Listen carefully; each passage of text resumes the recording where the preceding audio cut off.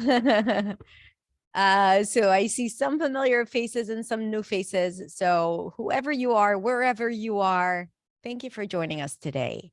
I want to say hi to Amar. Hi, Amar, my co-host today. Hello. Hi. It's been a while we haven't co-hosted together. I And let me know know. how it feels to you, like finally after a week of coaching in front of camera, now you see faces. How does it feel for you? So good.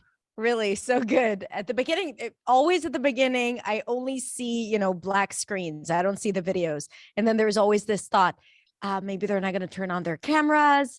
What if I don't see anyone? And then a minute after, everyone's like I see your smiley faces. So that gives me a lot of confidence and joy to see you all. So thank you so much. I think here's how it's going to work. We're gonna start with a few tongue twisters, like I always love doing at the beginning of each coaching session that I host.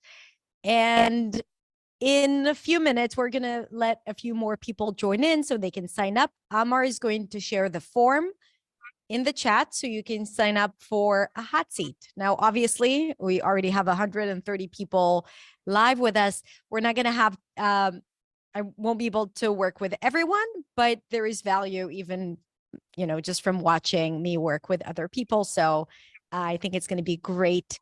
Anyway, ready for some tongue twisters? Okay. So my favorite, good. You know what? Why don't you unmute yourself and let me know? Because you usually just write. Are you ready for some tongue twisters? Yes. Yes. Yes. Okay, perfect. Now I muted you, but please don't take it. Oh, Amar, let me make you a co-host. Hold on. Make you co-host. Okay, and I'm gonna mute everyone. Don't take it personally. It's not that I don't want to hear you. I want you to hear me. All right. The first one, hold on, is, and Amar is going to help me. Yes. Yeah, sorry, 1 second. Yeah, I can see that maybe some.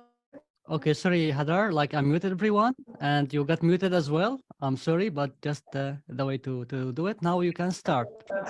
And let's. All right, let's do it. I think there is another person that for some reason I don't think we can mute them. Okay, there we go. If you have joined, just make sure that you are muted until I ask you to just speak up, which I will every now and then. Okay, first one is unique New York. Unique New York. So here we're practicing the oo and e. Unique, unique, unique New York. Unique New York. High vowel sounds. High vowel sounds meaning the tongue rolls forward, either all the way to the front for the E or all the way in the back for the oo. Unique New York, unique New York. You need unique New York. All right. So unique New York, unique New York. You need unique New York. One more time. Gordana is like, I'm trying to get a grip all over those sounds. Yeah. Unique New York, unique New York. You need unique New York. Now I'm going to ask you to unmute yourself, and in chaos, let's all say it together. 1, 2, 3. Unique New York, unique New York. You need unique New York. Let's hear you. Unique New York. You need to unmute yourself, or are they not able to unmute themselves, Amar? You cannot. Yeah, they cannot. Okay. And now 3, 2, 1. 2, Give 1. it a try. Go ahead. Unique New New York. York. Unique New York. York.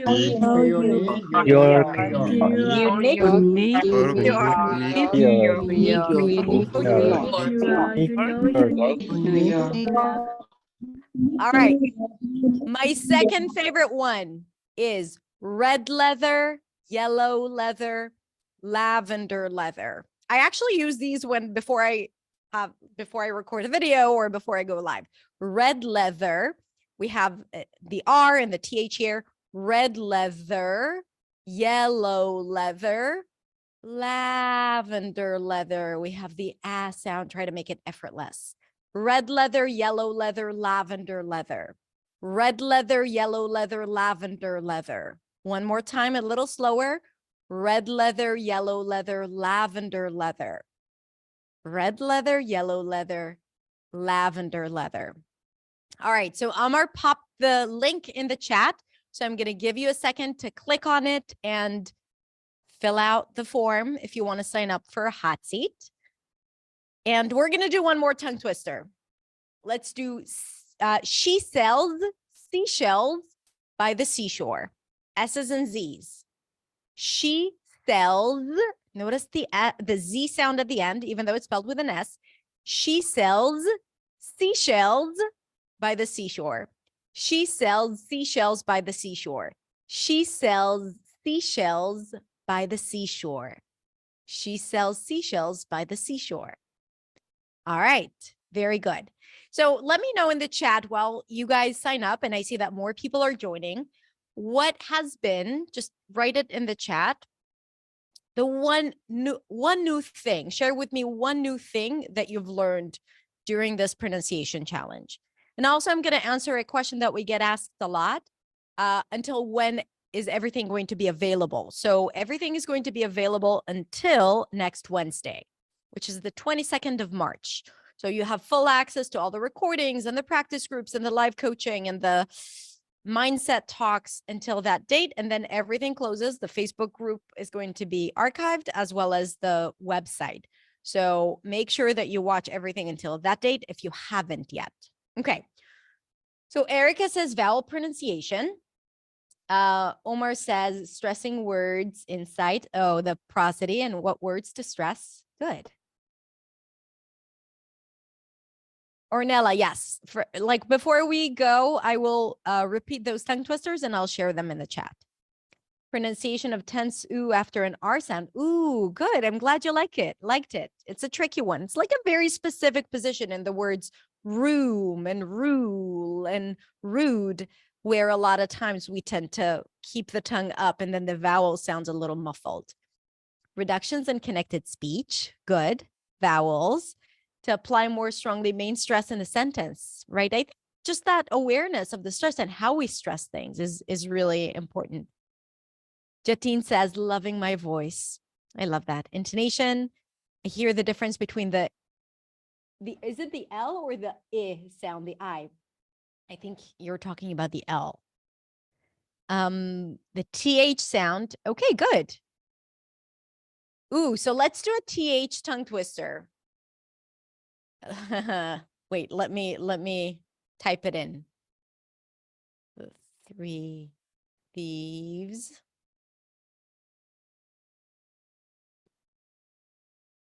Okay. I'm looking for. Okay.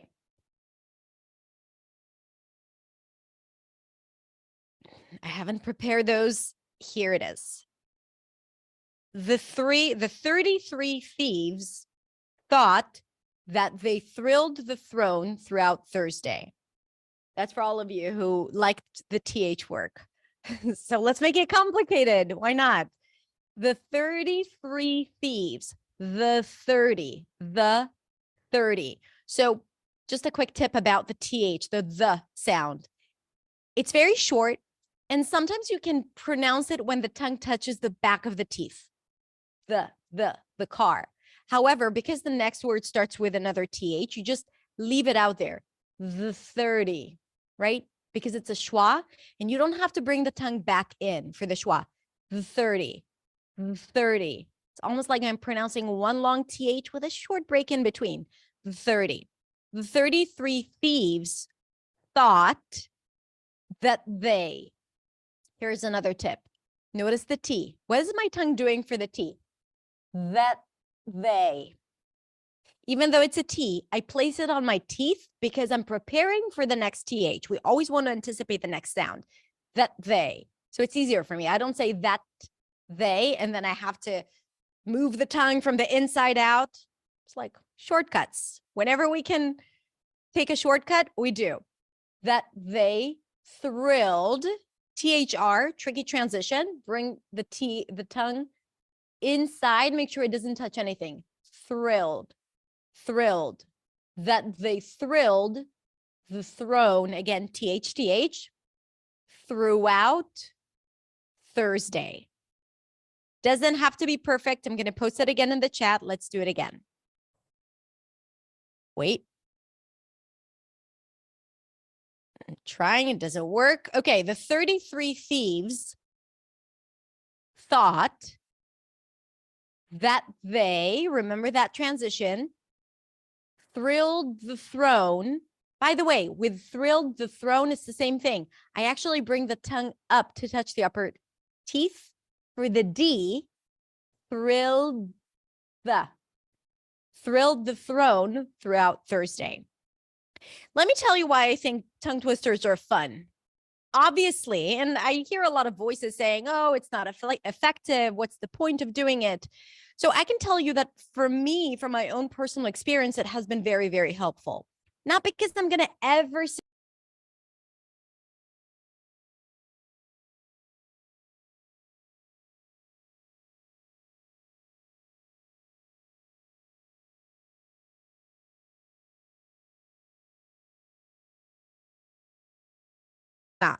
not Unique New York, not red leather, yellow leather.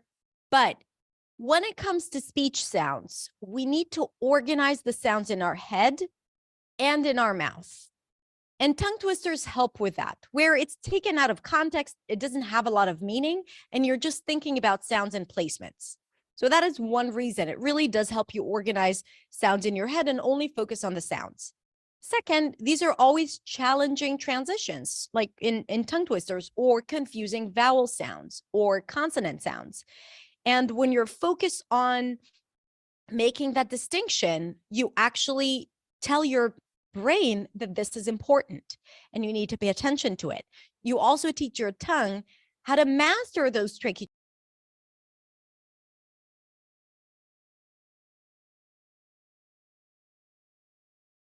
in real life, when you actually have to say that they, because you've done it in tongue twisters or, complicated sentences, it's just going to be there for you. The idea is to make it a little bit more difficult in practice so that anyway, you tone it down when you speak, and it's going to be easier for you when you speak spontaneously. Okay, so Amar, who is first today? Who gets the first hot seat? And in the hot seat, just so you know, I'm inviting you to ask me anything, but I'm happy to work with you on pronunciation since it is a pronunciation challenge. So if you want feedback on specific things, I'm happy to give it to you, but you can also ask me for other things. Amar, let's. All right. And Yes. the first hot seat will be with Ornella. Ornella. And I will write the name in the chat box just in case. Are you here?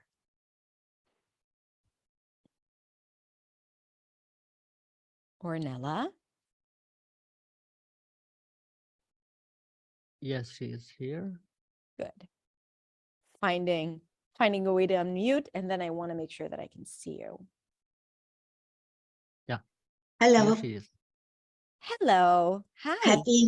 happy to know you, to work with you. Same thing. Same here. How are you doing? I'm doing really well, and this week was so intensive for me. Yeah, I tell me. understood a lot of things that were completely new. Oh, good. Yeah. Good. Would you like to tell me a little bit about you before? Yeah, I came back from France. It's now 5 months that I'm here in Mhm. Sicily. So Oh, in cool. Italy. Mhm. Yeah, and I'm studying to prepare some concours at the public administration, Mhm. and I want to improve my pronunciation in English, even because I have many interviews where the English is mandatory as a knowledge. So Mhm. I have been in London. I traveled since I was 18, so English is not my first language, but it's not a new Yeah. language Yeah. anymore. So what are your biggest challenges like in general? So of course pronunciation, because otherwise you wouldn't want to improve it, but tell me a little bit more about what's challenging for you or what you'd like to accomplish. I have a problem in pronouncing long words, Mm-hmm. and I think my problem is the fact that I misplace the primary stress, and I Yeah. still have, even after this week, I still have the same problem. So I think it's the biggest problem. And then all the words with the diphthong, OU. Mm, I have always the same doubts, like, is it a, is it a u, is it, how can I got pronounce it. it? Yeah. Okay. So let's work on that. And I'm going to give you some tips because it's going to be a little, I want to take advantage of those 10 minutes and I think I can help you with get more impact when working on specific sounds. In terms of stress, it is very common for French speakers because sometimes the words are so similar. The same root, the same origin, like a lot of words are originate in French, you know, and then the stress is different. And it really, like, I think that these are the hardest words to pronounce because you're so used to saying it a different way, right? Yeah, I guess. So, yeah. So I think that, first of all, just so you know, up until now, when we spoke, I didn't feel like you mispronounced any word, misplaced the stress on any word in our conversation. Okay. So That's already cool for me. yeah. So like, you know, in a normal conversation, you're probably not doing it and it gets complicated with maybe words that you need, maybe more professional words or words that you don't use on a regular basis. So I think that remembering, I think I shared it, but when you have a word with a suffix, okay, do you know that rule? Have you Yes. noticed that I shared The that? primary stress is on the syllable just before the suffix. Is it? Yes. Yes. Correct? Okay. Yes. Let's practice a few words. Opportunity. Opportunity. Good. Now, here's something else that I would like you to try. I want you to put more emphasis, but not more volume. Just a little, maybe raise your pitch a bit more for the primary stress. So it's clear to you what the stress is. So you don't stress two sounds almost the same. Opportunity. Opportunity. Graduation. Graduation. Ability. Ability. Good. Philosophy. Philosophy. Observation. Observation. Good. Do it again. Observation. How would you say that word in French? J'observe. Observe. Observer. C'est le verbe. Yeah. So I felt like there was something there with a stress that got you a little, like you second guessed yourself for a second, but you did great. Your pronunciation was great. Okay. So these patterns are something that I want you to pay attention to, and especially be on the lookout of words that you also that are very similar in French, okay, that have the same sounds, the same, okay, because that's when you would be like, wait a minute, how do I stress it in French? Okay, let's pay attention closely to what's happening in English. I honestly think that awareness is key here. Yeah, it's like a comfortable, a comfortable. I don't know if it's the right pronunciation in English. So comfortable has the primary stress on the first syllable. Comfortable. Comfortable. Okay. Say it Super. again. Comfortable. Good.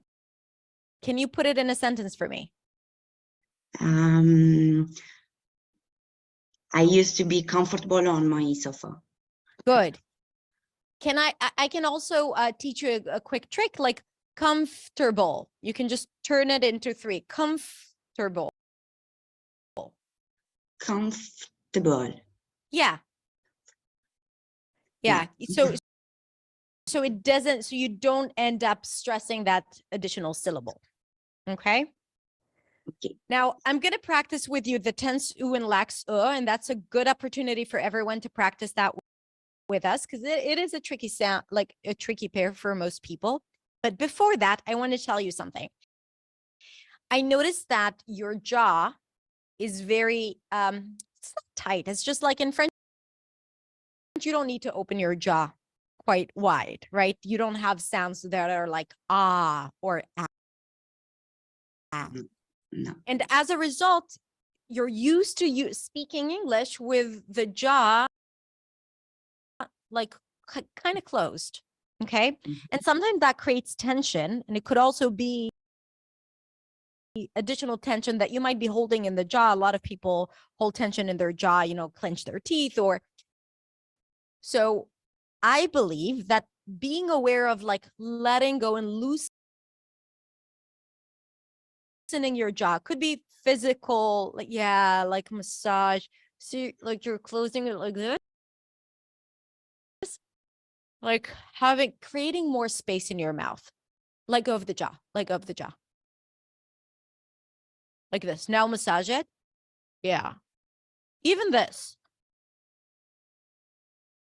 Okay. Just being able to let go and have space in the mouth. Relax. Yes, exactly. And why is it good? Because we want that relaxation for the ah sound, for example, as in the word apple. Apple. Good. Even more. Ah. Ah. Apple. Nice. Now keep the mouth open like that, but also think as if you're pronouncing an eh sound. I want something in the middle. Apple. Apple. But open your mouth. Ah. Apple. That's good. So you want to get to the end of the sound, like the end of what you just pronounced is the right sound. Ah. Look, I'm doing this. Ah, you're doing this. Eh. Ah, yes. And apple. Right. Feels very weird, right? Yeah. Yeah. Okay, good. Like it's and again, you will find a placement where it's not that open, but also you do get the quality, but it's okay to exaggerate a little bit in the practice. Happy. Happy. That was good. Happy. Do it again. Happy. More. Because then it's going to sound like hey, happy. Happy. Yes. It also brings the resonance of your voice to the front and it creates like this really nice sound. I'm happy about it. I'm happy about it. More. I'm happy about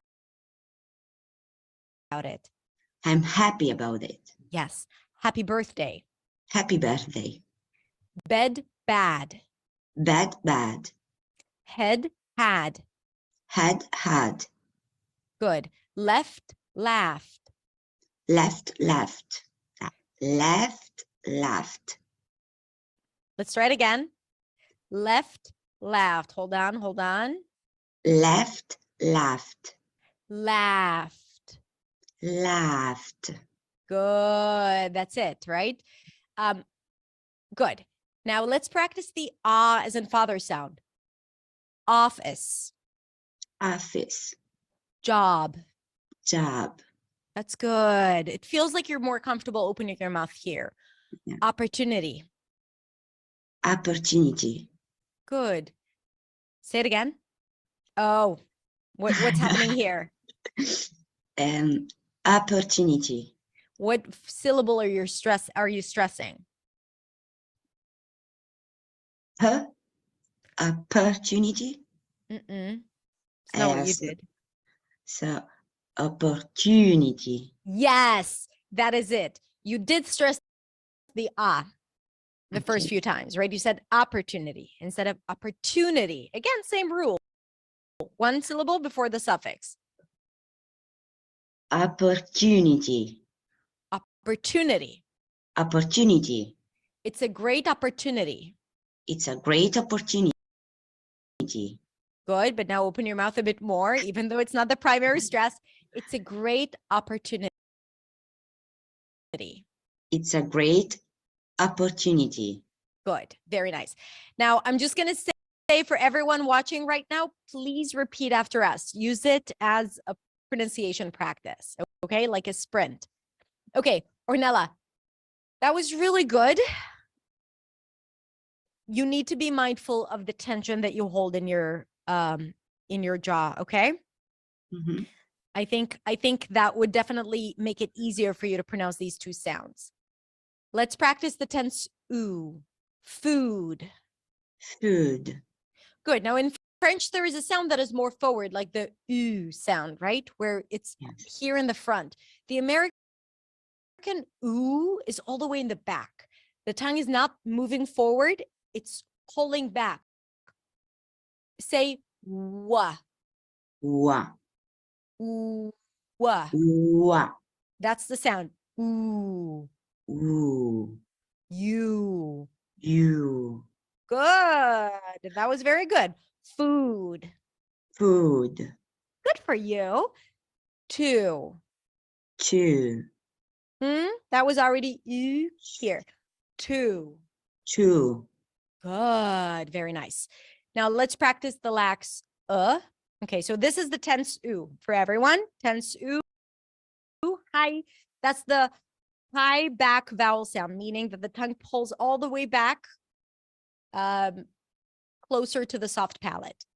Now the lax and I'm gonna look at everyone pronouncing it right now, and I might call your name because I'm looking at everyone's videos and I'm listening to Ornella. The relaxed as in the word book, is somewhere between oo, o, and ah. Book. Book. That was good. Okay, so don't think of any sound, just try to imitate. Book. Book. Push. Push. Push. Good. Cookie. Cookie. Good. You took it a little high to the oo, cookie. Cookie. Cookie. Yes, very good. That's not an easy word. Did you guys all get it? Put yes in the comments if it was clear to you when you pronounced it. And you noticed the difference for when Ornella did it. So let's compare them now. Luke, look. Look. Look. Let's do it again. Right. So first of all, remember the oo sound. It's not oo, it's ooh. Luke. Look.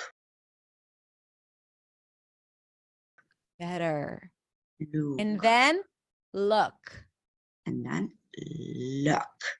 Yes, very good. Okay. Look. Look. Yes. Look at me. Look at me. Take a look. Take a look. Look out. Look out. I look after my father. I look. Just a moment. I look after my father. Do it again. I look after. Hot potato. Imagine you have a hot potato in the back of your mouth. I look. Look. I look. I look. I look Almost. after. Yeah. I look after my father. I look after my father. Yes. Very good, Ornella. Okay, good.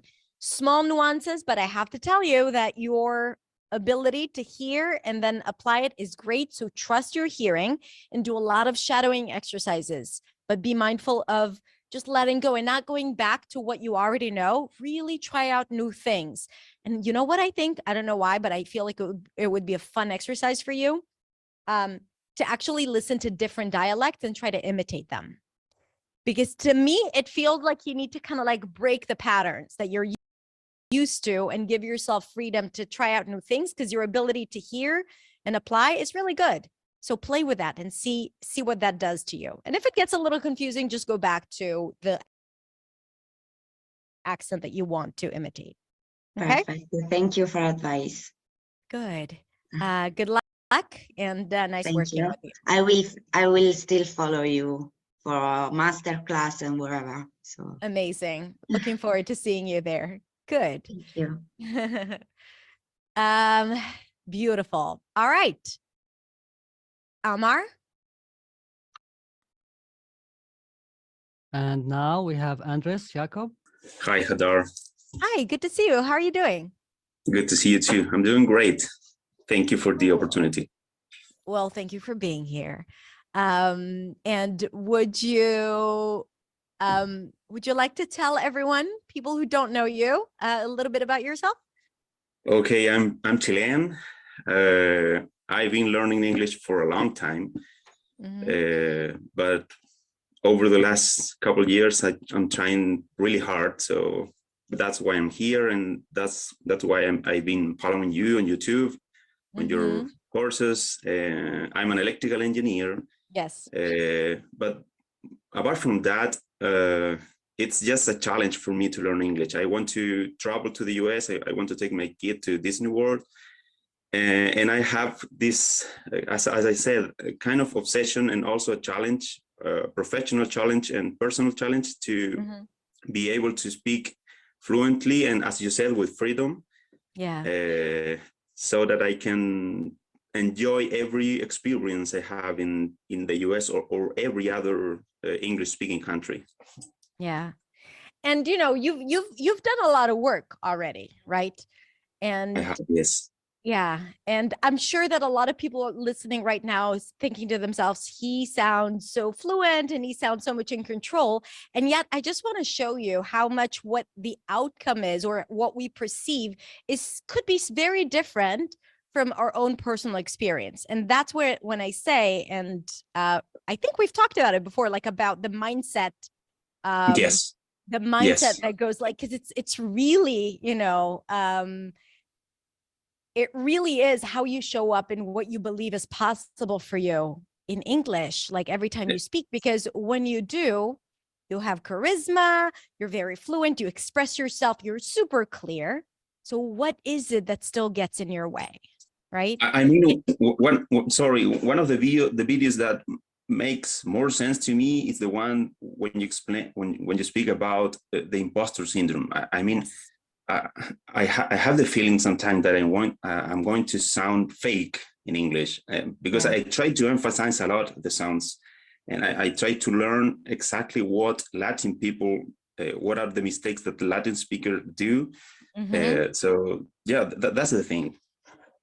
Yeah. So here's how I see it. I definitely think that you have reached a level in your English and the work that you've put in that should allow you to conduct yourself with freedom. You work in English, you use English all the time. And like I said, you're very clear, you're very expressive, you know your way with the language. And I think the imposter syndrome is not resolved by just improving your accent more or improving your pronunciation or improving your English. That is not what's going to resolve it. Like, I definitely think that the internal work and really pushing yourself to, so it's two things. One, being super aware when it happens, when it starts, when those thoughts, let's say, okay, I'm planning a trip to Disney World with my son. And then there is that thought of, oh, you won't be able to communicate with them. You got to catch those thoughts when they happen. Like a lot of times when we think about those thoughts, then it's kind of like we start obsessing over it or we start overthinking it. Does that happen to you? I'm always super conscious about what I'm saying. And when I make a mistake or because I try to take as much classes as I can, free classes, sometimes I pay. And every time the teacher corrects me, and I know what was the correct pronunciation, it's hard for me, and I always say, I knew that. Why did I make that mistake again? Right. I have a feeling, like what I'm going to say is maybe not aligned with how I teach, but I have a feeling that you have to stop taking classes. And no, really, it feels to me like you need to create more than you need to consume. You're at a point where you need to create more. What does that mean? to produce, I don't know, whether it's to make daily videos, to start presenting, to start teaching people, to give free English classes to people who are earlier on the journey than you. I think that a place where the feedback, you already know enough. Okay, so I'm going to talk about the practice, right? Like the practice is different. I can give you some tips on how to practice, but you need to do something different. Yeah, but wait a minute, Haddad. Yes, that's a great advice, but what if English for everyone gets me? No, just kidding. What if they do? What if they do? Well, what would we prove as a movement here, right? What would we prove? That what really matters, right? And this is the thing, like we are afraid of the English for everyone's out there. And if we let that affect every step that we take, and forget about the steps, because you know what? I trust that you would do things anyway, right? I trust that if you need to decide, you're likely to do it, but you're likely to do it with this kind of like burden or feeling like, oh, what if I do this? What if I do that? What if you decide to care? What if you decide to do it? Because you can do it with joy and you can do it with pain. And it's just up to you. And that's great. Again, yeah. And it's just like we are taught to always please people and be good and, you know, to like do the things that will get us, that people would love us. And we're afraid of being rejected. And it goes so deep. And it really is manifested in the language, how we speak, right? We I recently released a podcast about obedience. Like we want to be good, the good boys and the good girls. And that's why we're so afraid or we beat ourselves up for making a mistake that we know is correct. You know, when like they caught me in my mistake of saying like, I use that pattern correctly all the time. Obviously, I know this pattern, but sometimes it just doesn't come out of your mouth because you're thinking about other things or you're going in a certain direction or you're more committed to your message than your sounds. As long as you are clear, I'll always choose that, right? Over perfect and robotic, right? No one cares about perfect and robotic. People want to see you, right? People want to see your personality. And when you're constantly conscious about every single thing that comes out of your mouth so that it's perfect, your personality is hiding. It's not you, right? So you don't feel like yourself. Therefore, you feel like an imposter, just validating the imposter syndrome that anyway exists, right? And you really don't feel like yourself because it's not you. It's not your voice. It's not your energy. And like I said, I would always choose freedom and authenticity and joy and laughter and immediacy over correctness. And even when I know, right, this is the part where you got to give yourself grace. What is to give yourself grace? Doing something that you know you shouldn't do, but you're still doing it. And that is the part where you're hard on yourself because you have so much knowledge and yet there is still a gap between the English that you know and the English that you use, right? So the piece of advice that I have for you is, first of all, try to understand where is that need to please people coming from, right? And to be good. Like when, and I always talk about it, that in school, we're always not taught, but like that pattern of make mistakes, you'll get punished. You know, don't make mistake, you'll get celebrated. And that is what gets us to operate in life in general. So try to see whether it was in school or at home or someone that you appreciated that told you something that made you feel like, okay, you know, I cannot mess up because if I mess up, there is punishment on the other side. And try to reframe that experience. Try to understand why, you know, maybe people were just trying to protect you. Does that resonate? Is there a situation where you feel like you don't have to share, but it does have that? Yes, totally. Yeah. So Yeah. I'm going to definitely take your advice. I'm going to start creating content, not for a YouTube channel maybe, but for my kids maybe, for myself. I have a group, a close group where we practice English. We have some meetings, but I think I'm going to be a little bit more.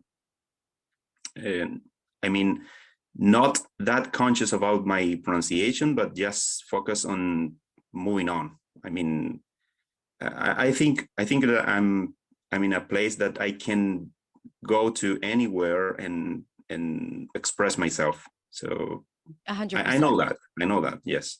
Yes. Yeah. So it's now just let's have fun, you know? There's so much that you can do with English when you have fun with it. There's so much impact that you can make. What is the legacy that you want to leave behind you to your friends and your group and your children? You know, being timid around speaking or being joyful and expressive. And the latter never comes with self-judgment and being overly critical. And I'm saying that, you know, pronunciation work is super effective. That's what I do. New Sound is about pronunciation. But I also know that at some point you gotta let go. You gotta do the work. You gotta do the practice. But when you speak, you gotta let go of that. You can't think about it. You can always, you know, constantly check yourself every time you speak. It's not. So take what it gives you and then move on, because I'm telling you, listening to you, you are clear. You are, you know, like you can definitely use the language confidently. So please, yes, be more active in your group, initiate things, start a book club, start like mini TED Talks, do something that would get you to not only inspire others, but also inspire yourself and be more conscious about what you can contribute than how you sound. Put the spotlight on those who need you and those who look up to you, like your children. Okay. Excellent. And I wanted to take the opportunity to thank you for all the work you put on everything you do and all the content that you have created for all of us. It's really great. And I think I improved a lot since I've been following you. That's for sure.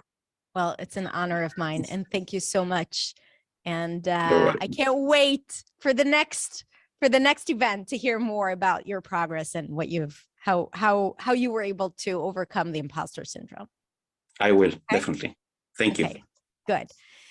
In my recent video, speaking about the imposter syndrome for everyone, I'm telling you, like, I think that for me, and I definitely experienced that, and I have so many more stories about the imposter syndrome, and no, they have nothing to do with you know, other YouTube channels making videos about me. But I'll tell you, like, I was, you know, I was designing the entire, helping Google. I told you many times, I was helping Google design the pronunciation tool where you, first of all, like you see the pronunciation written when you type in Google how to pronounce a word. And then we worked on this feature where you can practice and then you get feedback. And I wrote the feedback. So here I was writing the feedback for Google. And, you know, like that is going to be seen by millions of people around the world. And all I could think about was how their tech editor is going to see my feedback and she's going to notice typos, or she's going to notice, like, she's going to be like, is this the woman who's writing our feedback for Google? Now, of course, it was fine. And I always have typos. So probably she had to fix a few. But like, I was thinking that, and I was really concerned. And it doesn't matter what is the imposter syndrome, not being able to acknowledge your achievements. So I was doing this thing that had so much impact, and all I could think about is myself and how I'm going to look like to that 1% I don't even know. So I'm telling you that to tell you that it never goes away. That happened a few years ago. And the only way for you to make it go away is to keep doing, and to keep doing good things, making an impact, believing people when they tell you you did good, or thank you for helping me with something, or congratulating you on a good job, on a job well done, right? Believe them. You can choose to believe them and not to believe them. A lot of times we don't believe compliments because it just, you know, it goes against our inner critic, what we believe, and we need to validate those negative beliefs. Choose to believe the compliments. Who here, let me know in the chat, tends to not believe compliments? Just put me. Compliment, or when someone congratulates you on something. I'm guessing that a lot. And wait, ooh, yeah. Just to show you that this is such a pattern that we all experience. So there is nothing wrong with you. There is nothing wrong with you. Okay? It's the way the human brain works. And when we understand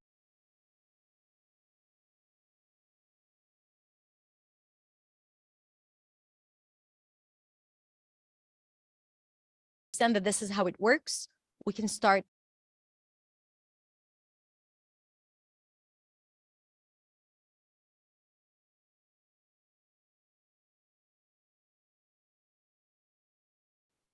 changing that. Like, we don't have freedom to do everything, but we do have the freedom to think our own thoughts. And every time you have a thought that is not serving you, despite how hard it might feel, you may change that. Okay. I tell that to my young child, and she doesn't believe me yet, but I believe that if I tell her enough times, she will believe it. Okay. Amar, who do we have next? All right. Thank you, Andre. And thank you, everyone, for the supporting comments in the Yes. chat. And now we have Antonina. Let me put her in the spotlight. Antonina. Let me unmute as well. 1 second. Okay. Ready to go. Hello, hello. Hello. Wait, I can't see you just yet. Hold Oh, on. Let okay. me, can you just wave your hand so I can see you? Oh, Where is it? I'm There you waving. are. There you are. Good. I can see you. Okay. Hi. Thanks a lot. It's like a huge honor. I've been following your channel, your podcast, and you inspired me a lot. You actually inspired me to become an English teacher, which was my dream, Oh. but I was like super afraid. But unfortunately, I think that with this current challenge, I went a bit backwards, where I came in the challenge being somewhat confident. And I got like, oh my God, everyone speaks such a beautiful English. And I have issues with W versus V. I don't pronounce my NGs. I mix up vowel sounds sometimes. I'm like, how can I teach people? How can First of all, you just teach them. Okay. And remember, there is always like a person with knowledge versus a person without any knowledge can always contribute and do something that would help someone without the knowledge, right? So first of all, second of all, you're super clear, you're super aware. The fact that you have some pronunciation struggles that, that you are aware of doesn't make you less worthy. Okay. It doesn't make you less worthy. So maybe you won't coach on a set in Hollywood people who need to sound fully American, and I probably wouldn't want to do that as well, but you are capable of giving all the tools to speakers of English as a second language, especially people who don't have as much knowledge and experience as you are. So just remember that. Yeah. I guess for me, the issue is that I'm like being like super aware of all like the issues I have. And I'm always like, how bad is it? And I got your sprints, and I train on sprints daily. I think that I went through all of them for like 4 times already. Oh, good. And then like during sprints, it feels to me like I can more or less isolate all the sounds. But then when I start talking, I go like I reverse. And you answered my question also yesterday, even though there was somehow a mix up and then got someone else's name. Was it really? I'm sorry. Yeah, but I was the one asking about like, how do I now implement it to the words that I learned way back when I did I told you, like, that was a good pronounce question. It was a question of someone who is very knowledgeable of of this work. And it like, yeah, I sometimes like go to like very simple things, like especially like the more simple word is, the more there is like the more probably that I'm mispronouncing it. Like I would say home instead of home, don't instead of don't, because like like so all the o sounds. Because I'm Ukrainian, and like we have 5 vowels. We have the usual o. Like, yeah. Got it. Okay, so first of all, you're doing great. Don't like. First of all, let go. Yeah, you're doing great. You sound great. And even if you have some challenges, first of all, they're not that consistent. And let me, I can help you with a few sounds that I think you could potentially focus on, so that would be your main focus, you know. And I always believe in the 20%. Like what are the key sounds that can help you get the most impact on your speech? So I actually don't think it's the NG. Right. And generally speaking, I think it's such a mild sound because you don't confuse it with another sound. Maybe you pop the G or you don't pop the G, but it's not a big deal. I think your R could be a little stronger, right? You're not pronouncing a Ukrainian R, so you're pronouncing an American R, but I think it can have more oomph. And because it's such a common sound, I would want to hear, like, to have that extra tension. So, so let's start with that. Let me hear the word, the sound. So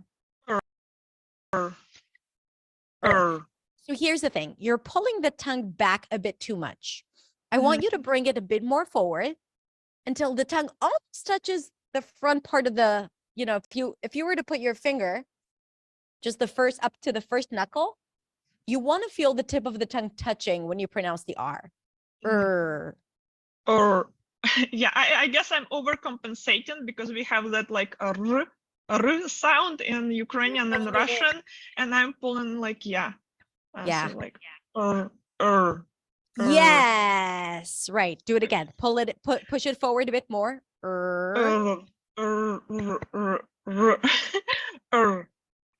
Find a place where it's still not touching, right? Because now you're starting to bring the tip of the tongue. Right? It's still not touching. Really, the secret is here. So you don't want to pull it in so much. This part needs to be closer. Yes, you hear this? Yeah, I think that I more or less got it. It will require quite some practice. Let's practice it in a few words together. Red. Red. Good. Now create more space between your lips so there isn't friction. It's not, but red. Oh, that was good. That was nice and strong. Right. Right. Ready. Ready. Good. Do it again. Ready. Ready. I'm ready for it. I'm ready for it. Rose. Rose. Good. Do it again. Rose. Bring your lips closer. Yes. Rose. Rose. Oh, this yeah, is I think like beautiful, bringing Antonina. I think it's one of my issues as well, because like I have same issues with like W, so doing like is one of the like struggles. Yeah. Yeah, so you're very aware. So when you pronounce the R, you want to bring your lips forward like a W, but not too close, so it becomes like a V sound. You have that in Ukrainian, right? Like a V. Yeah, my problem is that in Ukrainian we have like more like V, and now I have to separate it to like two different sounds because mine is in between. I know, exactly. Very good. Okay, so now let me hear a couple more things about the R. Let me hear car. R. Good. Push your tongue more forward, this part, because it sounds a little hollow. Car, or we don't want this. Car. Car. Good. Now here's a tip for everyone. When the R appears at the end of words, we don't round the lips so much. Car. Car. Yes. Fair. Fair. Good. And then for everyone else practicing, I'm just telling you, if you're hearing something like this, fair, car, that means that you're lifting your tongue up too quickly. You first have to pronounce the vowel like Antonina does. She does a really good job with that. Fair. And only at the end, you retract your tongue for the R. Fair. Okay. But if you hear just like one strong R, it's probably because you're lifting the R, the tongue too quickly.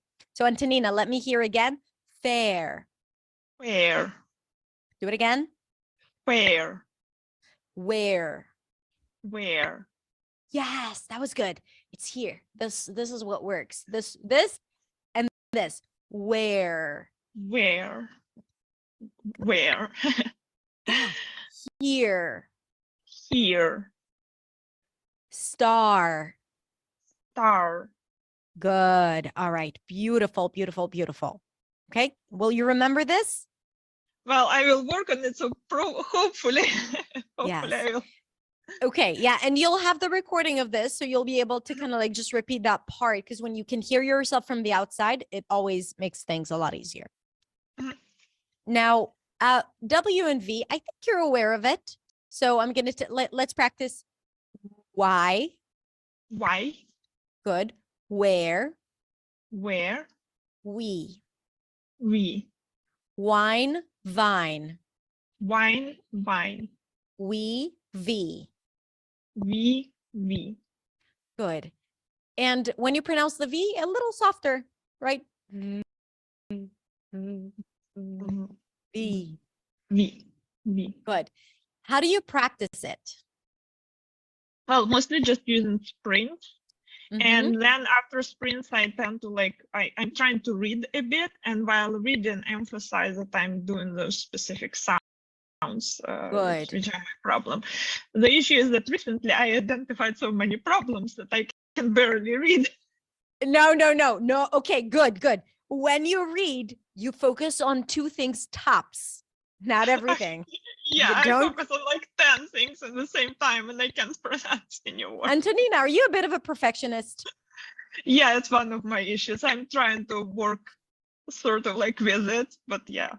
Yeah. Gotta let go of that perfection. And when you practice, be super focused. If you focus on everything, you focus on nothing. Okay. So 1 or 2 sounds. If it's the V and W, it's just the V and W. You can go to ChatGPT as well and write minimal pairs of V and W, and then get a list.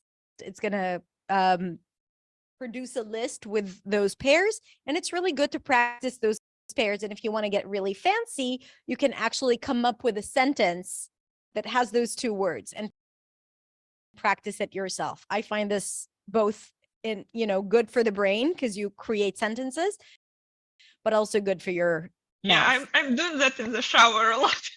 I think that if someone would listen, they would think I'm crazy. I used to do that walking down the street, and actually I did that the other day before one of my lives, and I had to walk, and it was early in the morning, and I felt like my mouth was not working. So I was just shadowing in the street, and I had my earphones and in my phone, and it pretended like I'm speaking on the phone. Okay. One more thing I want you to give you as a note to pay attention to. So again, like I said, the O is good. Everything related to open vowel sounds, it feels like you're also tending to like close your jaw a bit. So all the open vowel sounds, the a, the ah, the a, and the o, right? Those sounds, they tend to be smaller.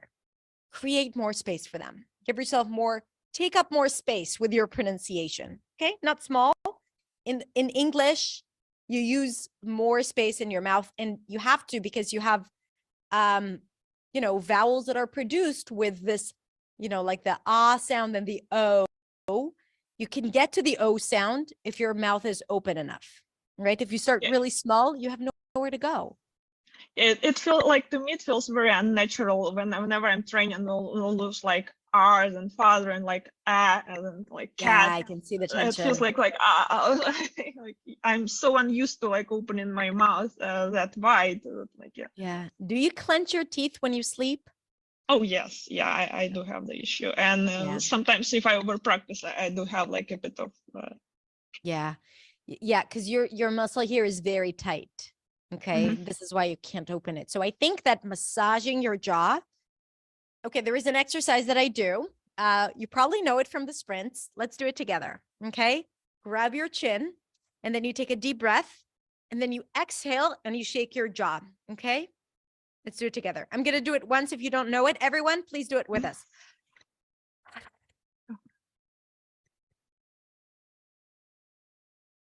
Good, good. But I just let start, go like, more. Let go more. You're cricket my holding. teeth because, like, yeah, I'm holding on my muscles while I'm trying to shake it and just resist. I know. And then all your mouth, all your head Like- is shaking.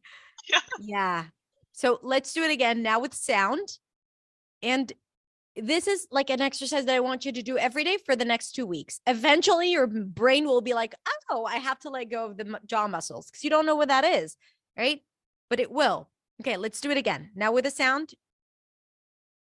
Yeah,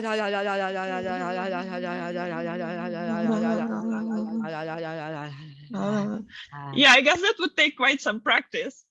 And because it's like also one of those issues, you know, when you show it on the sprint, and I'm like, no, I don't like this one. So instead of going at more, it's like, no, this one I don't like. I will do something else. Pay attention to where the resistance is, my friend. There is a reason why there is resistance because you need it.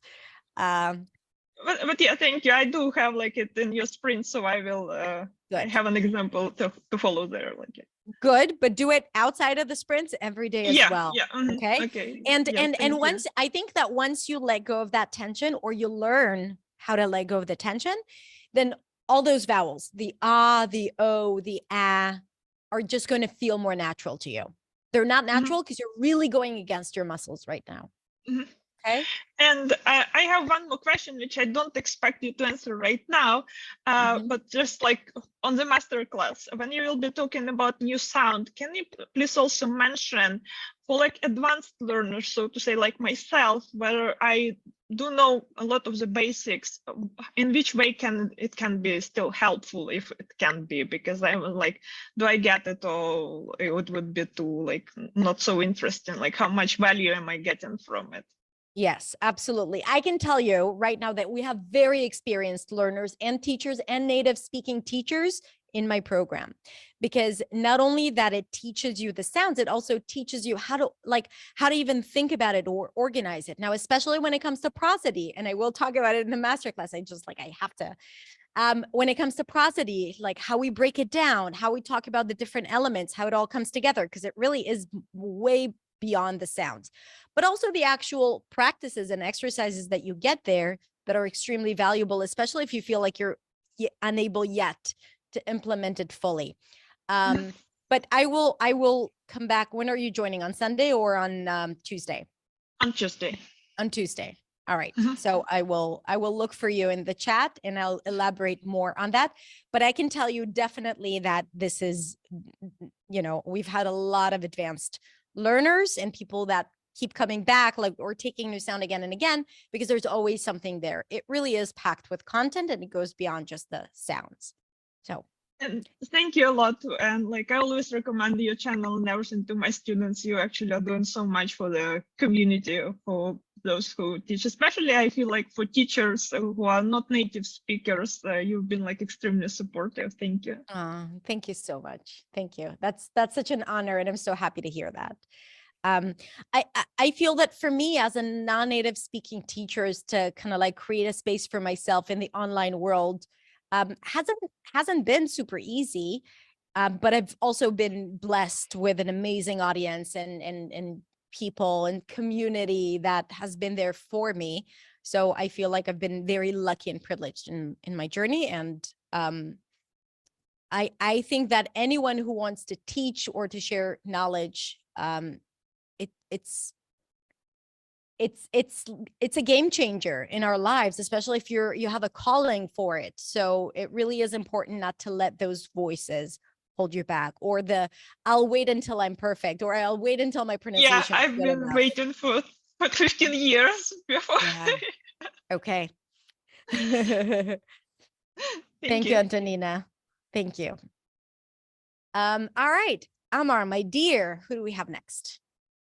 All right, and now we have Turo. Turo, I saw you earlier, not practicing with me the tongue twisters. Where are you? Let me unmute. Yeah. Here you go. Hi, Turo. Can you hear me? Yes, I can. How are you doing? Yeah, nice to meet you. Yes, it's very good. Thank you. Yeah, Nice to meet I'm you so too. excited. Yeah, nice to meet you. I'm so excited. This opportunity. Thank you very much. I live in Tokyo, in Japan, and it's 11 p.m. Oh, on wow. Sunday. Yeah, but Thank I'd you. like to. Yeah, I'm very happy to hear that. I have two questions. One question is that I can almost understand what you, Hadar, says in English in your movie. 1 month ago, I found your movie in YouTube, and I check all of them almost every day. Oh, wow. But yeah, but I can't understand English talks in news or movies or general conversation in business. It seems to me too fast, and American native speaker use many various words or difficult words. How can I overcome it, or do you Yeah. have any good practice? And Yeah. yeah, and I have another question for the pronunciation. The W sound, what sound is too difficult for me, almost Japanese people. There's no such a sound. In Japanese, just a loose U is exists, but yeah, W sound in American English, it's too difficult for me. So please tell me a good practice for us. Okay, I would thanks. love to. Okay, great questions. I'm like very eager to answer. So it means these are good questions. Listening and understanding. Okay, there are several layers to that. One is your expectations when listening to other people. That needs to change how you listen to be able to understand, right? How you listen to be able to understand. That is one element. And the second element is exposure. So we're going to talk about that, like in how do you gradually create a practice, a listening practice for yourself? And number 3 is what you can actively do to improve your listening. So I'll actually start with the last one. The last one is what can you do? Have you ever done any pronunciation work before? Yeah, no, No. not so much. Yeah. Okay. So just so you know, pronunciation work, one of the benefits, apart from working in your pronunciation and clarity, is improving your comprehension skills, Mhm. especially when it comes to shadowing and when it comes to prosody, which is, what words you stress, what words you reduce. Because when you actively practice those things, your brain starts listening to English differently because you're doing things or even saying sounds that maybe your brain is filtering out. So by the Yeah. act of practicing pronunciation, your brain becomes more attentive and you are on the lookout, and that affects your clarity. Like this is a given. And just so you know, whether you're going to do it on your own or you're going to do it with us, whatever you decide, know that this is something that could be helpful. And within that, shadowing exercises, I have a lot of videos on YouTube that show you how to do shadowing. So do more of that. Find a speaker that you like and play their, a podcaster or, and even someone who is a little challenging for you to understand. And there are 2 exercises that you can do. You guys, you can also pay attention and write it down because it's very valuable. The first one is just shadowing. So you slow down the audio if it's a little hard and you just repeat after them. You can pause and repeat. So this is one thing you can do. Another thing you can do, and this is an exercise that Sergey from my team has introduced to us, is to listen to someone and then transcribe what you hear. So you don't have the text, you hear them, and then you just write down what you hear. Now, of course, you're going to notice that there are places where you have no idea what they were saying, or maybe you'd be like, I'm not sure if they said this or that, but it's good. And then you go back, ideally take a TED Talk or something where you can have the script and then you compare it. And this is where the magic happens, because this is why I love mistakes, because they put a spotlight on where there is a gap in your brain. So the mistakes that you'll see in your script, the places where you didn't understand, is where your brain is not able to perceive those either sounds or reductions or maybe words that you don't know. So by doing that, you're actually able to start noticing where the challenges are, and then you pay closer attention when you listen to people. Okay, so these are 3 exercises: pronunciation work, shadowing or imitation, where you pause and repeat, and then transcribe different speakers. Okay, Yeah, very good. Thank you very much. Yeah. good. Thinking in English is difficult for me. So I try to translate from Japanese to English, but I like to quit it, but it's so difficult. And it's difficult. The intonation or linking and reduction are difficult for me. Yeah. So I think yeah, shadowing or transcribe or something like that, such a training is good for me. So do you have any recommendation for such a movie or YouTube or training material for the shadowing and so on? I'm trying to think of a Yeah. podcast. Podcast. Maybe, yeah, I would go with a podcast that has a Yeah. transcript. I'm going to look at my podcast list to see, because I think you should follow a guy or someone that Mhm. has like a voice that you actually like. Mhm. Honestly, it doesn't matter as long as you like the content and like their voice. 2 things that need to Oh. happen, and then everything goes. Okay, it really doesn't matter. It doesn't have to be very specific. You like their content, it's interesting, and you like their voice. Okay. Okay. Now, back to what you said, it's hard for me to think in English, or it's hard for me to understand. When something is hard, you have to do more of that something.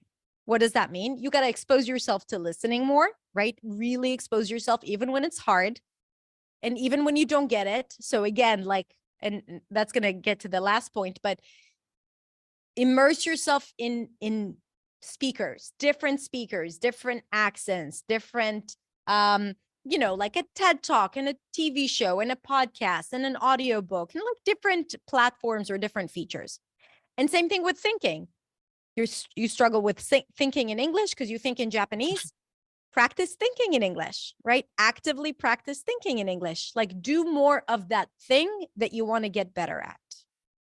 Simple as Yeah. that. Okay. Yeah. Thank you. And the It's last quite thing, simple. Yeah. sorry, go ahead. Okay. Go ahead. I will go ahead. Yeah. Okay. It sounds simple. Yeah, it is as that simple, basically, right? Like, this is just do more of that thing.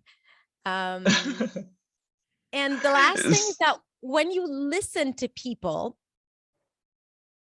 don't expect to understand every single word. Okay. Mm. If you are trying to connect everything that you hear to the word that you know, you're on a mission to lose, really. Listen to the entire sentence and trust that the words that are important that you know will stick out, and trust your brain to make sense of it. Even if it's 60%, 70%, that's how you start training yourself. Now, in English, the words that are important are the peaks, the words that are stressed. They're usually longer, louder, and higher in pitch. And I have a feeling that these words are easier for you to understand. What's hard is the reductions. It's like the what do you want, right? You can hear want, but the what do you? And those reductions are not as important for the message, okay? Because these are function words. So you can still understand what a person is saying, even if you don't recognize every single word, okay? So this is the mindset Okay. shift in terms of like how to think about it, because we've learned English through reading and writing, and we feel like we need to understand every single word, and written English is definitely not the same as spoken English. It's a legit objective struggle. It's not you not being able to hear. It's an objective struggle for most speakers of English as a second language. Okay? Yeah. As you mentioned that, I try to recognize every single word. As you know, Japanese language is made such a style. So I like to change to recognizing style. Yeah. Yeah. So I should understand whole sentences or not a single word. Yeah. Yeah, exactly. And because words are connected, And in Japanese, it's more kind of like distinct, every Yeah. single word. Chopped. Yeah, Exactly. right. So you're expecting this subconsciously, right? And it doesn't exist because in English, it's blah, blah, blah, blah, blah, blah, blah, right? Like it's putting everything together. So we need to change how we listen as well, not just how we speak. But It's That's an a easier kind of melody. Yeah, it's a melody. Yes. So yeah, like recognize the group, recognize the unit. And usually it's like when people say it on one breath, right? That is the group, and then try to understand it. I'm thinking a good exercise would be to listen to, as you're listening, let's say to a podcast, you play a sentence and you pause, and then you don't have to repeat it. You just have to think about what you just heard. Give yourself a moment of break. Think about what did they say in English. Okay, so that's a good practice for thinking and for listening. Think about, yeah, I got it. And if not, go back 15 seconds earlier, like, and listen to it again. The second time, I bet that you're more likely to hear it. It's an actual practice.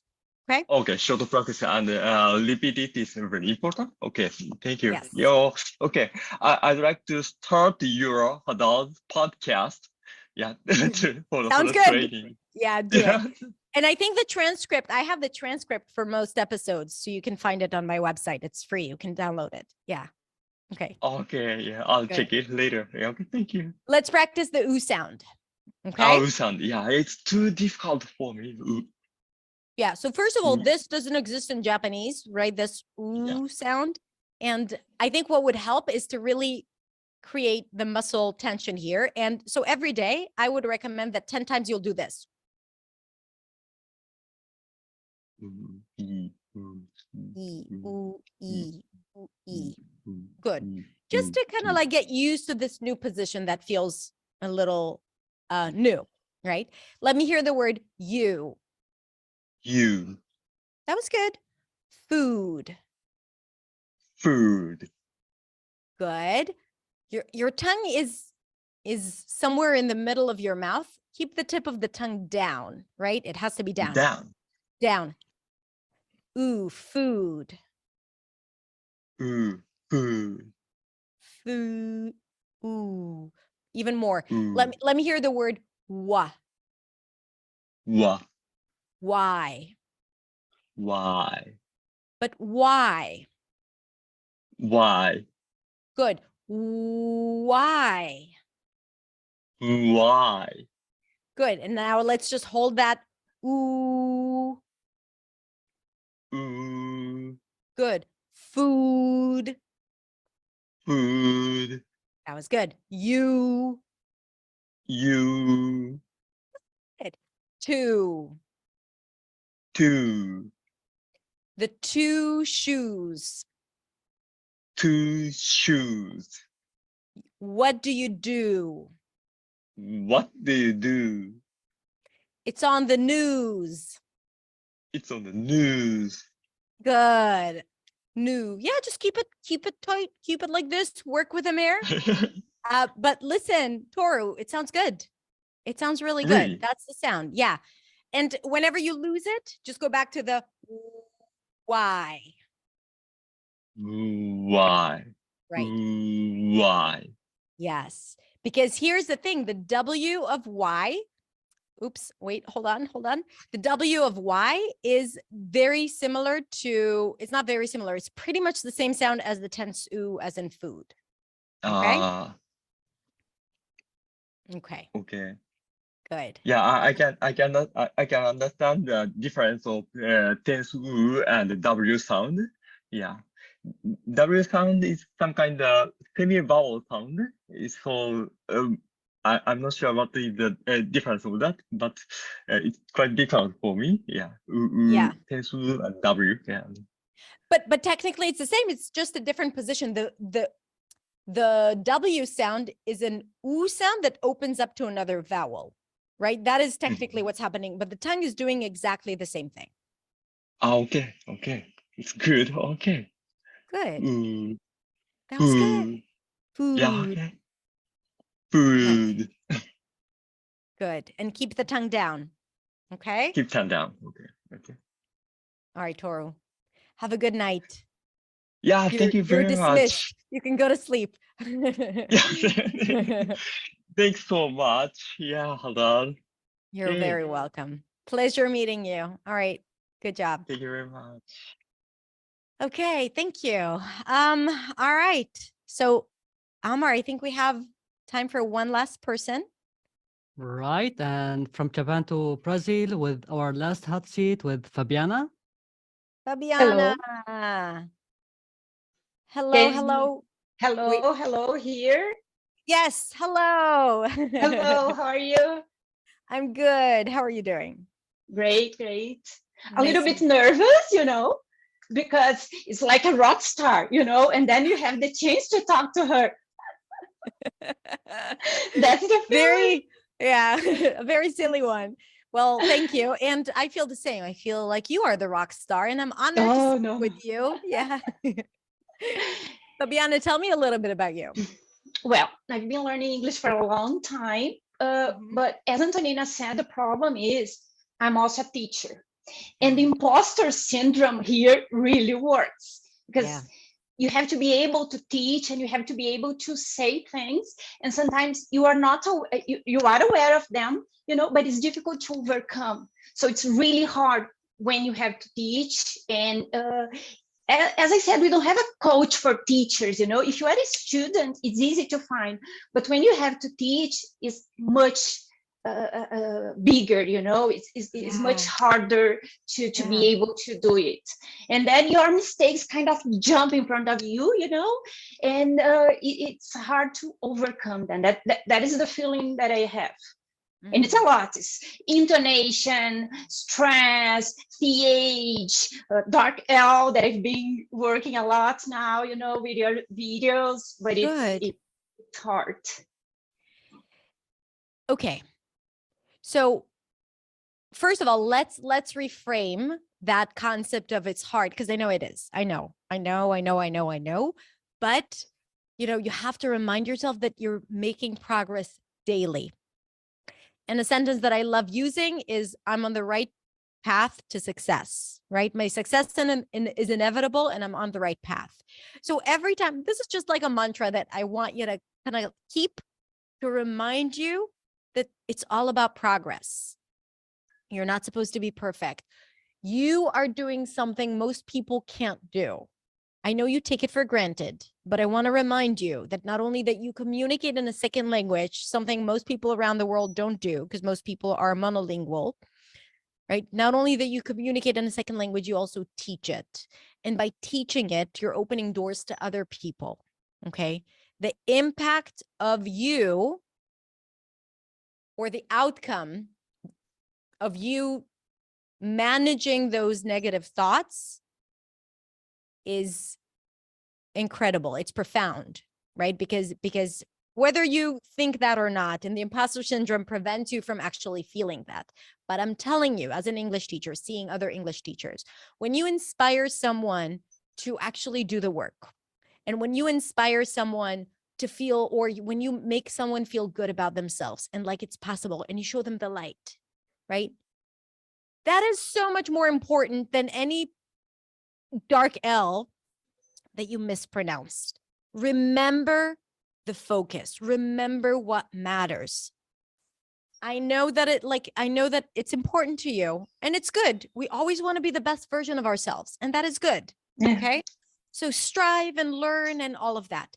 But when you are sitting there teaching, no one's going to benefit from you worrying about your dark L or about your prosody. They don't care.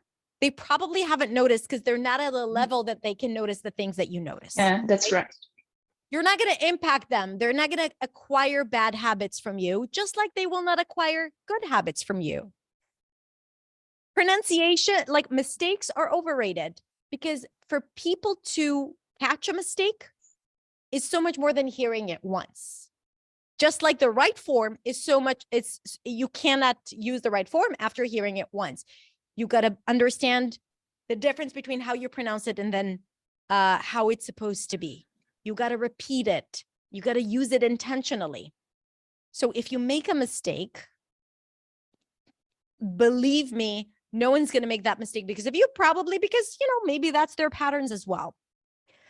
So you're Yeah. putting a lot of importance and a lot of kind of like a responsibility on yourself where there is no need. Focus on the good, like the good aspects. And that, yes, like if you feel that like that the dark L is not that natural to you, okay, so drill some more words, make it your own.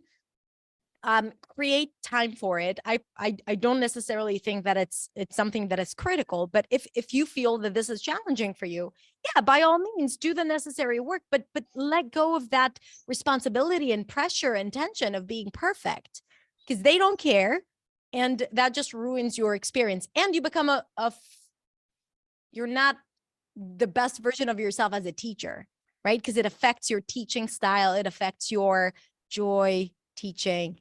And even though they might not be able to put it in words, they might feel it, when you're passionate about something or when you feel self-conscious. Do you feel that? Yes, they know that I'm passionate about it. But then I saw your video, and then the first thing that was amazing was I'm a non-native speaker. Then I said, it's impossible. Her English is perfect. She's a native speaker, or maybe she has lived there for a long time. But no, then you say, if she can, maybe one day I can as well, because it's really inspiring, and I think people prefer non-native speakers, teachers, because they can relate with the struggle to learn, that is difficult to find in a native speaker. Of course, native speakers, they have the language, but as I'm not good to teach Portuguese just because I speak, Exactly. is the same with being an American native speaker. Nativeness has nothing to do with good teaching, right? Just like you can have bad non-native English teachers and you can have amazing non-native speaking English teachers, just like you can have really awful native speaking teachers. And I've seen many of them, right? That are just not good teachers. And some are incredible as well. On my team, I have teachers who are native speakers and teachers who are non-native speakers. And I chose them to work with me because they're good and because they know how to explain something. That's what matters. Yes, that's the point. And whenever you feel, and you hear messages like, from the online industry, for example, when you see a thumbnail and a photo of someone that says native speaker and then a photo of a teacher correcting someone else's mistake, that makes you feel, as a teacher, a non-native speaking teacher, you'd be like, oh, that means that I'm not qualified. So you gotta eliminate those messages, because what happens is that they get to you and then they affect your well-being and your confidence, and they just validate the imposter syndrome that we have as speakers of English as a second language. So the mission is more important than other people's opinions. And I can tell you from the other side, I've been criticized many times now, but also in the past, but also when I first started out. Right now, it's easy for me to say, I don't care, right? I have the power and the privilege to say, I don't care. But there was a point where I only had a few hundreds of subscribers, and like every critical comment, really, I took it really badly. But I'm telling you, from the other side, on the long run, it's like, who remembers that? Who cares? That momentary incident where someone had something to say, right? Who cares?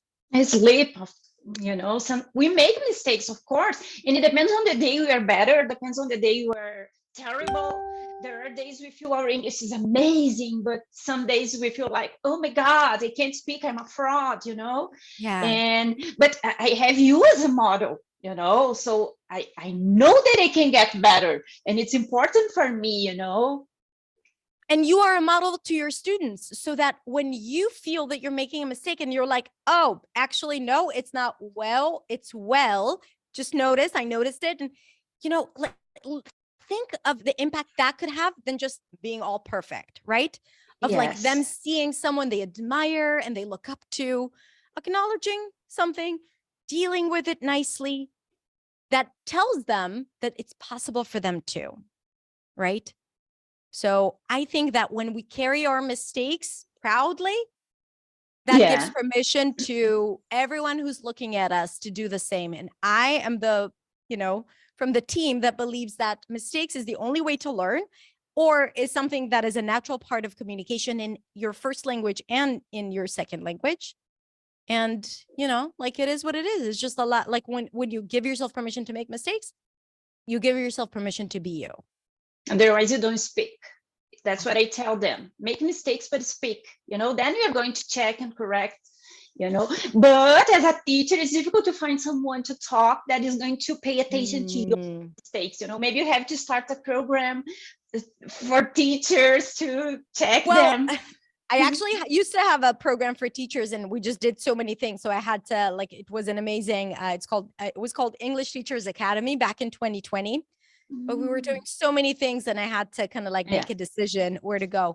But just so you know, New Sound, in case you are interested, this is a place where you could get feedback. Like, we have a lot of teachers who go through New Sound also because they learn how to, teach it in an effective way. If you do choose to teach pronunciation, I don't know, do you teach pronunciation in your classes? Yes, a little. I try because it's important, they are aware of things. They don't have to know IPA, but right. I showed them, they know that is something like that. And for some students, it helps, Yeah, definitely. And it's like the small things. And this is why I think and I'm sure that there are more teachers who are here who are non-native speakers. I believe that non-native speakers can teach sounds, even if they don't use them consistently. If you know how to pronounce it in isolation, and you know the struggle of your students, and you help them just hear the difference, because if they can't hear it, they can't make it, right? You're doing so much. It's such a valuable lesson, even if you don't use it consistently when you speak freely all the time, right? There's still value in teaching it. It makes sense. Thank you very much. Fabiana, go rock it, rock the world, make a difference, keep doing what you're doing. And really catch it when it starts burdening you, and remind yourself that, the focus is them, and you're not only that you're good enough, you're more than enough. Okay. No, thank you. Okay. All right, my love. Bye. Take care. Take Bye. care. Bye. All right, my friends. Wow. I feel like I'm going to save the chat because I think I missed a lot of good conversation here. I promised you some tongue twisters at the end. Thank you so much for everyone who joined. I see a lot of raised hands, so sorry we had the form at the beginning. This is the only way for us to manage it properly. I just want to say that even though this is the last day of the challenge, first of all, a lot of gratitude to all of you who participated. Thank you so much. I do not take it for granted. I know how hard it is to show up, especially 7 days in a row, to do the work or to do things, even if you're passionate about. So take a moment to acknowledge yourself for doing something for yourself, whether it's for your English or just for your well-being, doing something, taking the time for yourself to learn something. So let's see some applause and confetti. Celebrate yourself for a second for doing this for yourself. So congratulations, and thank you for letting me guide you throughout this week. Even though this is the last day, we still have a few things coming up next week. Of course, you know that there is the masterclass. I hope you joined. Tomorrow, you are going to hear what it's like from my students. So they're going to share their journey with you. So they have been where you are today, a few months ago, and they're going to tell you about what they had to overcome to reach a place where they could actually make a difference and make a change in their lives because of English. So I want you to hear their stories. It's going to happen at the same time that we usually have it at tomorrow. And we have a few more things coming up next week. So pay attention to your inbox, because we really want to make sure that we give you all the value that we can before we close the group on, I think we have like 10 more days, but yeah, you still have a little bit of time. All right, Unique New York. Amar, can you pop it in the chat? Unique New York, Unique New York, Unique New York. Roll your shoulders back. Check for tension if you have a little bit of tension.